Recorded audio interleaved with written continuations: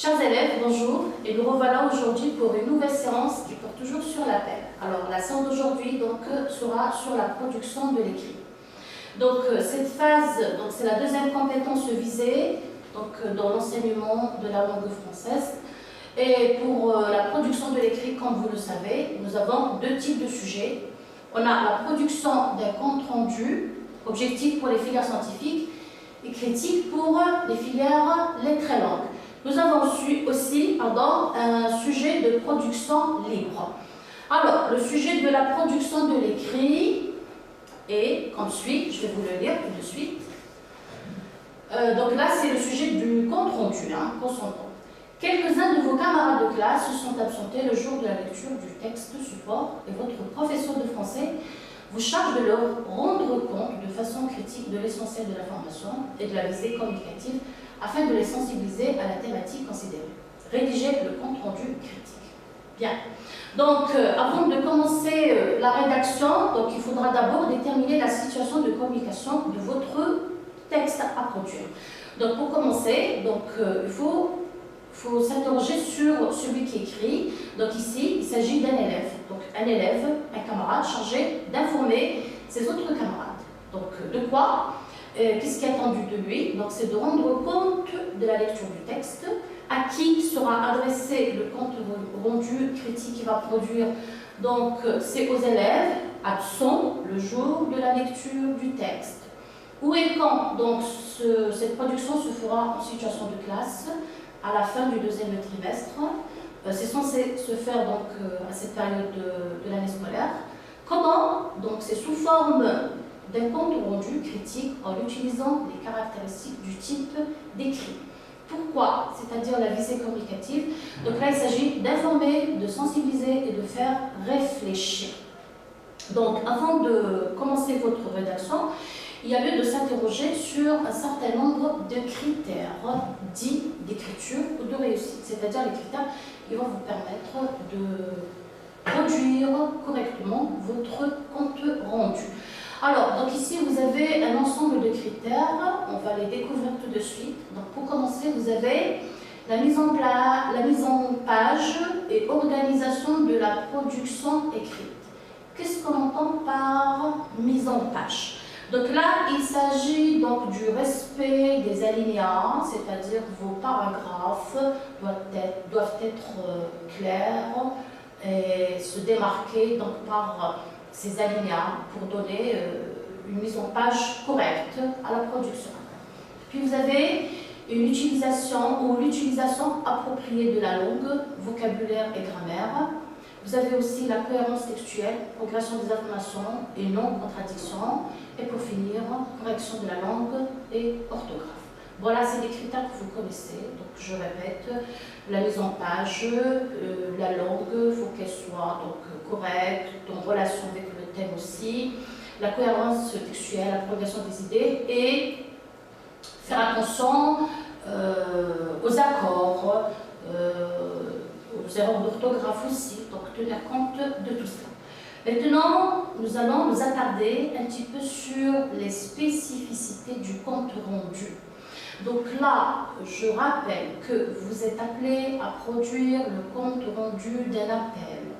Et pour faire le compte rendu d'un appel, il faudra vous rappeler certains éléments concernant certaines caractéristiques de l'appel. À savoir la situation de communication de l'appel, chose qu'on a vue lors des séances précédentes. Vous avez également la structure de l'appel. Donc, c'est des éléments très importants dont il faudra tenir compte pour rendre compte du texte, voilà, ou de ce texte en tant que texte exhortatif. Donc, rappel des spécificités du compte rendu de manière générale. Donc, votre texte devra contenir en premier lieu un paragraphe qui servira d'introduction. Donc, c'est le paragraphe introducteur. De quoi est composé ce paragraphe? Ce paragraphe, donc, a pour fonction de présenter le texte. Et qu'est-ce qu'on entend par la présentation du texte?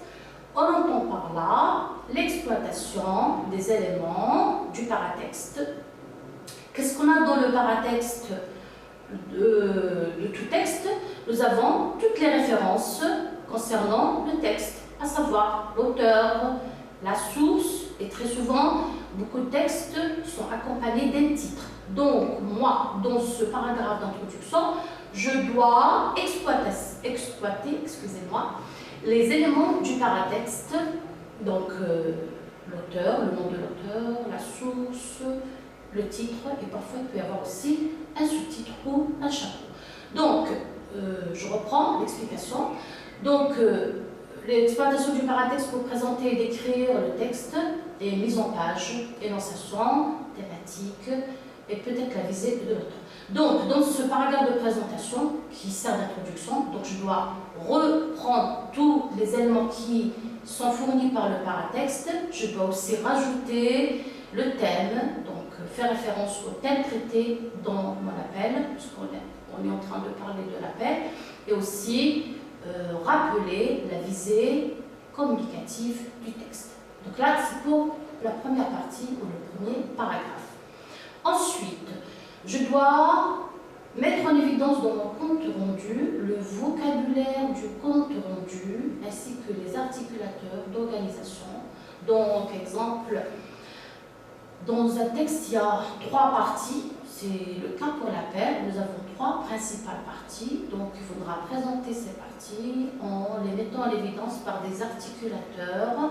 Alors, pour la première idée, exemple, la partie informative, je dois dire l'auteur tout d'abord, donc expose par exemple. Puis la deuxième partie, c'est la partie argumentative, là, donc vous devrez dire l'auteur ensuite cherche à nous persuader, à nous convaincre de la nécessité d'agir par exemple.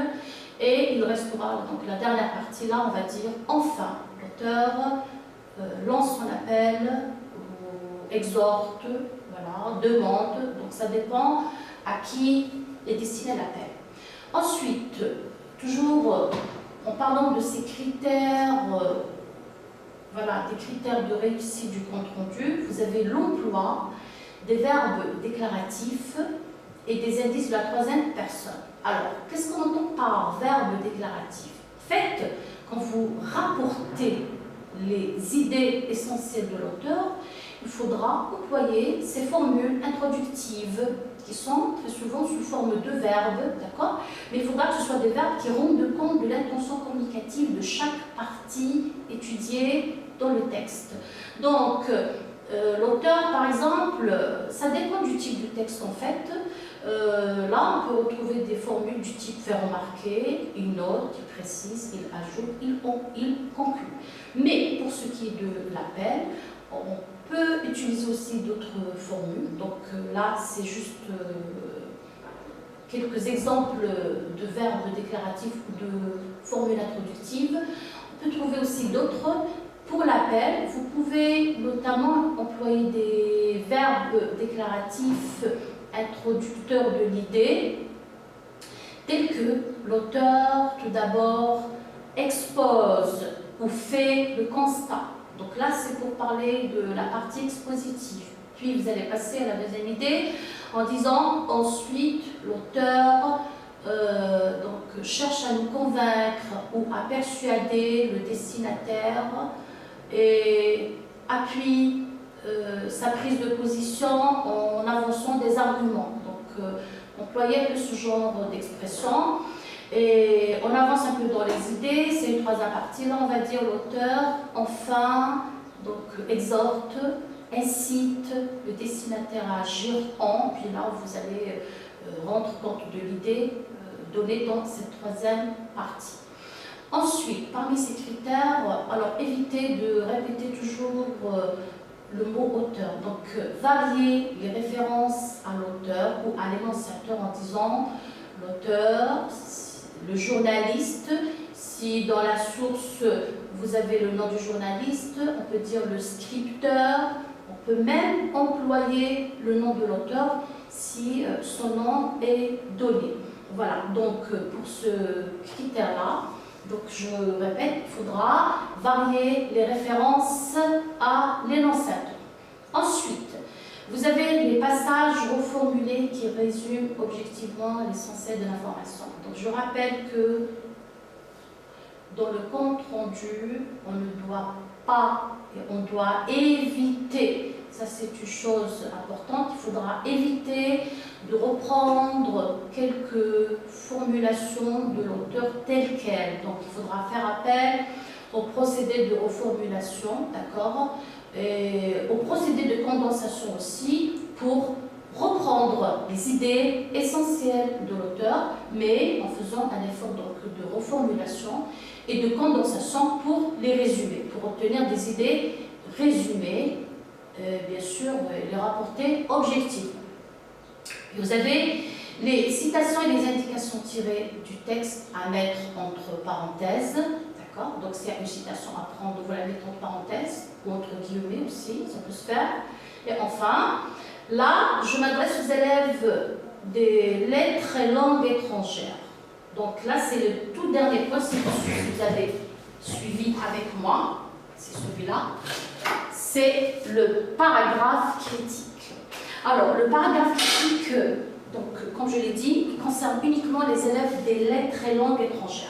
Je rappelle que cette séance-là, ces séances, pas uniquement celle-ci, qui portent sur l'appel, ne concernent pas que les élèves des lettres et langues, ils concernent aussi les élèves des lettres et philosophie.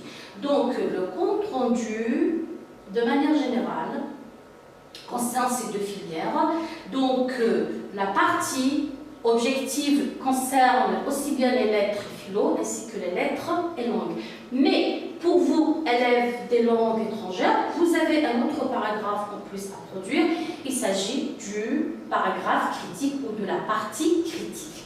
Donc, celle-là, je le rappelle, ne concerne pas les élèves des lettres et philo. Les élèves des lettres et philo, ils ont à produire le compte rendu objectif. Une fois qu'ils ont fini de faire la partie du développement, ils finissent tout simplement avec la conclusion. Mais pour vous, élèves de la filière langue, lettres et langues, donc vous avez dans cette partie critique d'autres points à rajouter, à savoir des arguments pour ou contre l'avis de l'auteur, critique externe, forme et interne, fond. Donc je rappelle que dans cette partie dite critique, vous êtes censé aussi critiquer le fond et la forme, critiquer le style de l'auteur, le thème, vous devrez vous dire est-ce que le thème est d'actualité ou non, la source, est-ce qu'elle est ancienne ou non, aussi tenir compte aussi des idées, est-ce que c'est un texte ou les idées de l'auteur, est-ce qu'elle apporte un plus pour vous, aussi tenir compte du style, du vocabulaire aussi. Vous devrez dire si le style de l'auteur est à la portée de tout élève ou non.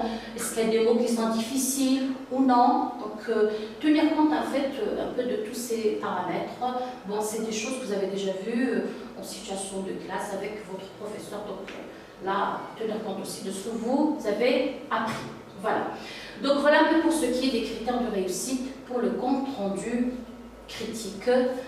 Je rappelle, critique uniquement pour ce qui est des filières lettres et langues. Sinon, vous avez le compte rendu, la démarche est la même parce que votre compte rendu devra contenir la partie objective. À présent, nous allons découvrir le sujet de la rédaction libre. Donc, je rappelle pour les sujets type bac, vous avez deux types de production de l'écrit à produire. Donc vous avez la production des comptes rendus objectifs pour les filières communes et pour les filières lettres et philo, le compte rendu critique pour la filière lettres et langues. Donc pour ce qui est du compte rendu, nous venons donc de voir les critères d'écriture et de réussite de ce type de production. Donc là nous arrivons au sujet de la rédaction libre. Donc là, c'est, comme son nom le dit, c'est la rédaction libre. Donc l'élève doit faire preuve d'imagination, faire appel à ses propres idées, à ses propres connaissances pour produire son texte. Donc là, on est toujours dans la production d'un texte exhortatif ou de l'appel. Alors le sujet, l'énoncé du sujet est comme suit. Donc, je suis avec moi. Vous êtes membre de l'association chargée de la protection des droits des enfants qui vous charge de lancer un appel aux parents et aux éducateurs de votre région afin de ne plus pratiquer le le châtiment corporel et les punitions physiques sur les enfants. Rédiger cet appel d'une vingtaine de lignes qui paraîtra sur la page Facebook de l'association. Très bien. Donc, avant de vous lancer dans la rédaction de votre production, il faudra tenir compte du sujet ou de l'énoncé du sujet. Donc ici, on doit faire attention à certains mots-clés, d'accord? Pour commencer, alors, vous devrez écrire en tant que qui, pas en tant que simple personne, simple élève, mais en tant que membre d'une association. Très bien, chargée de la protection des droits des enfants. Vous allez écrire à propos de quoi? Donc là, on doit souligner le thème, donc faire attention au thème. Donc là, le thème concerne le châtiment corporel. En parlant de châtiment corporel et de punition physique sur les enfants, donc là, il s'agit de la violence, d'accord, que subissent certains enfants au quotidien. Ça, c'est pour le thème. Maintenant, qu'est-ce qu'on attend de vous? Quelles sont les attentes vous concernant? Donc là, il s'agit de la rédaction de quel type d'écrit? Donc là, c'est dit dans la consigne, c'est dans la dernière phrase de cet énoncé. Il s'agit donc de rédiger un appel. Et on vous précise le nombre de lignes, donc ici, d'une vingtaine de lignes, qui paraîtra. La situation de communication, ici aussi les données, sur la page de Facebook. Donc quand vous le voyez, l'énoncé du sujet vous résume toute la situation de communication de votre appel. Donc qui est écrit, c'est un élève en tant que membre d'une association qui se charge de la protection des droits des enfants. Donc, qu'est-ce que vous allez produire? Vous allez produire un texte exhortatif. À propos de quoi? À propos de la violence ou des châtiments corporels. Donc, le châtiment, c'est relatif à la violence que subissent les enfants, à qui votre appel sera destiné aux parents, mais surtout aux éducateurs. Où et quand, donc, sa région de résidence. Comment? Donc, c'est un appel qui sera publié sur la page Facebook de l'association.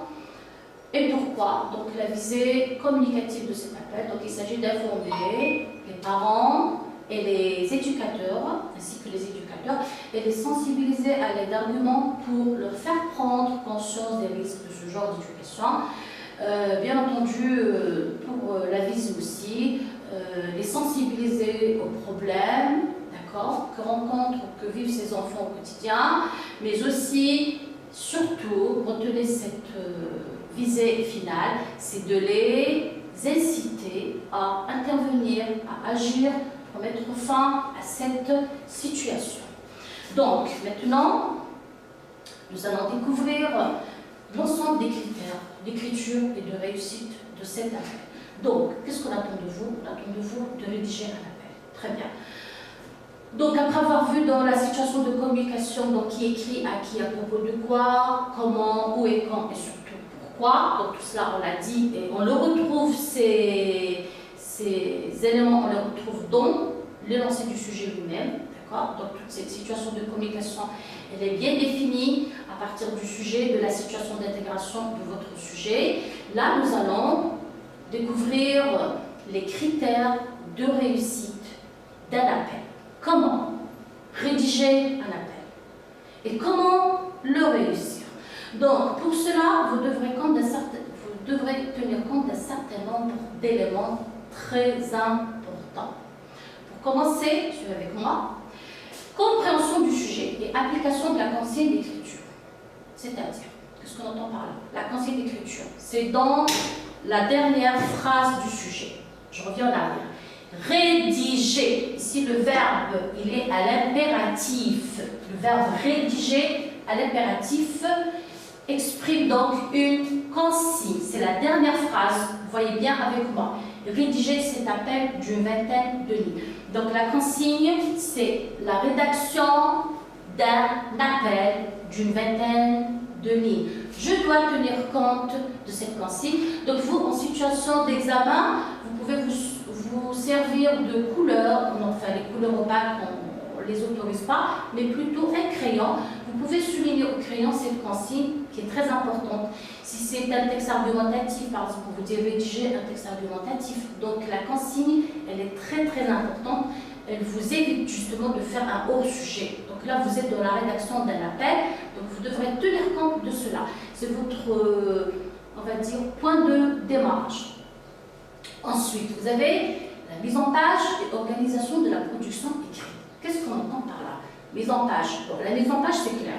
Il faudra que les paragraphes se distinguent les uns des autres, donc par les alinéas, le respect des alinéas. Pour ceux qui ne savent pas c'est quoi un alinéa, donc c'est ce petit vide, c'est l'équivalent d'un carreau ou deux que je dois laisser avant de commencer à écrire ma première phrase. Ensuite, vous avez organisation de la production écrite. Suivez bien avec moi. Qu'est-ce qu'on entend par là? Eh bien, dans l'organisation de la production de l'écrit, on entend par là la structure, bien le plan de l'appel. Alors, ce plan, on l'a déjà vu dans la partie compréhension de l'écrit dans les séances précédentes. Donc, ceux qui ont oublié ou qui ne comprennent pas ce qu'on entend par le plan, ils peuvent revenir en arrière et revoir un peu, revisionner un peu ces vidéos qui portent sur la compréhension de l'écrit. Et là, on a parlé des 3 parties qui structurent l'appel. Et quelles sont ces parties?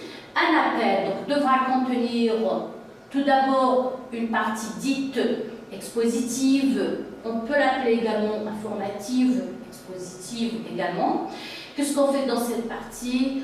On pose le constat, on informe, on décrit la situation dramatique, d'accord? Qui fait qu'on lance un appel, ou qu'on sent le besoin de lancer un appel.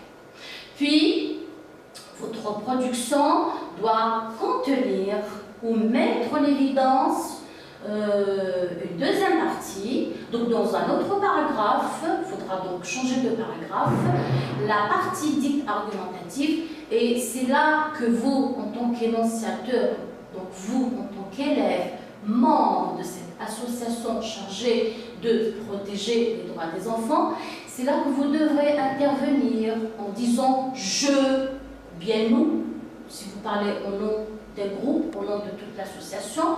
Et là, vous devrez intervenir en prenant position par rapport à la situation que vivent ces enfants qui subissent la violence, les châtiments corporels au quotidien, et aussi donner dans cette partie des arguments, au moins 1 ou 2 arguments, qui montrent la nécessité de changer la situation. Et la finalité, bien sûr, de cette partie, c'est de convaincre et de persuader votre destinataire.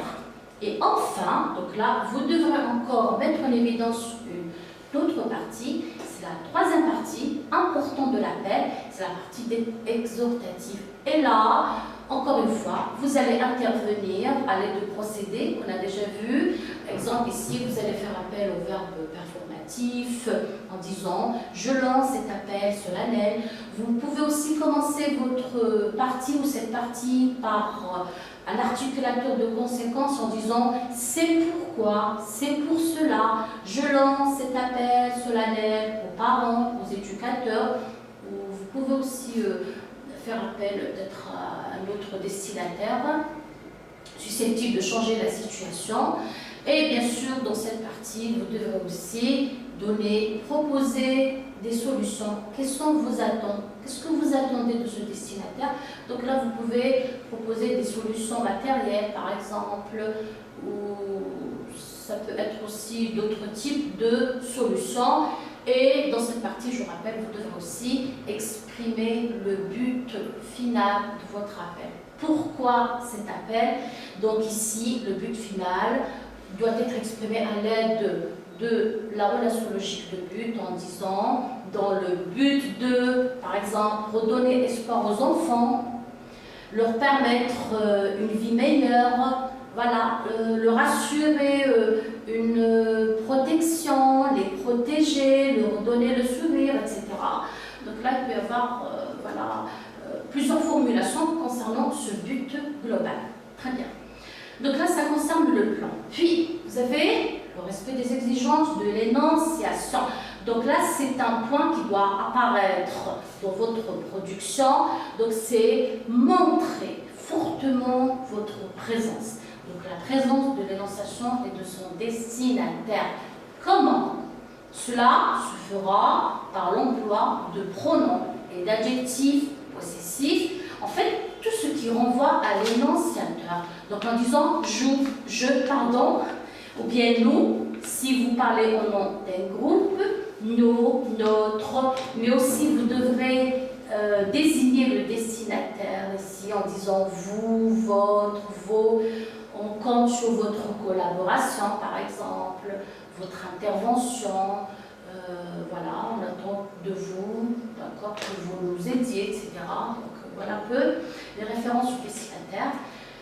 N'oublions pas les verbes de modalité. Les verbes de modalité, on les a vus, tels que devoir, falloir, pouvoir, nous devons, vous pouvez, ensemble, nous pouvons, il faut. D'accord ? Vous avez aussi les verbes performatifs. Les verbes performatifs, on les emploie, rappelez-vous, dans la partie exhortative, tels que je demande, j'exhorte, j'incite, je lance cet appel solennel, etc. Vous avez aussi les impératifs et les subjonctifs, donc les verbes impératifs et au mode du subjonctif pour inciter à agir. Et enfin, vous avez l'expression du but. Donc ici, en fait, on a résumé l'ensemble des procédés de langue employés ou mis en œuvre pour produire l'appel dans sa globalité. Ensuite, vous avez l'utilisation d'arguments et d'exemples pertinents. Donc là, vous allez vous dire où est-ce qu'on va utiliser ces exemples, où est-ce qu'on va utiliser ces arguments. Donc on l'a déjà dit tout à l'heure, dans le deuxième critère, dans la mise en page, mais surtout dans l'organisation, on a parlé de la partie argumentative.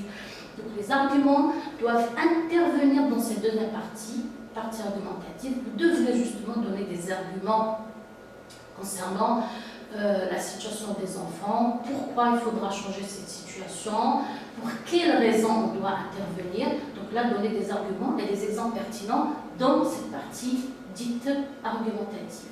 Ensuite, bien entendu, vous avez l'utilisation appropriée de la langue, les articulateurs d'organisation, vocabulaire, thématique, grammaire liée à l'appel.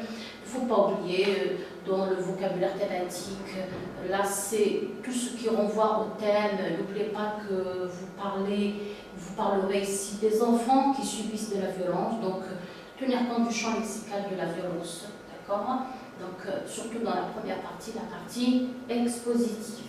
Vous avez aussi, avant de finir, la cohérence textuelle, progression des informations et non-contradiction, c'est-à-dire qu'il ne faudra pas qu'il y ait un contresens, d'accord? Progression des informations, donc éviter ce qu'on appelle des redondances, répétition de la même idée, d'accord? Donc il faudra qu'il y ait un fil conducteur, mais rassurez-vous, si vous respectez, surtout le deuxième point, si vous mettez vraiment l'évidence, le plan, la structure de l'appel qui est très très importante, à savoir la partie explicative, puis vous changez de paragraphe, la partie argumentative, puis à la fin, la partie exhortative. Donc là, vous pouvez être sûr quand même d'assurer cette progression et cette cohérence textuelle.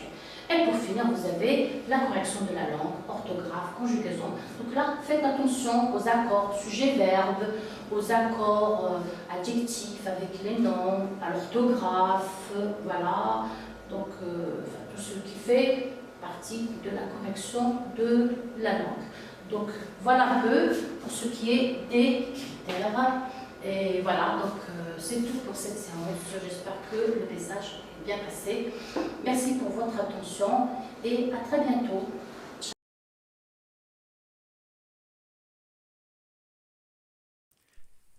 شكرا على المشاهدة. لا تنسوا الاشتراك في القناة، الضغط على الجرس، الإعجاب بالفيديو.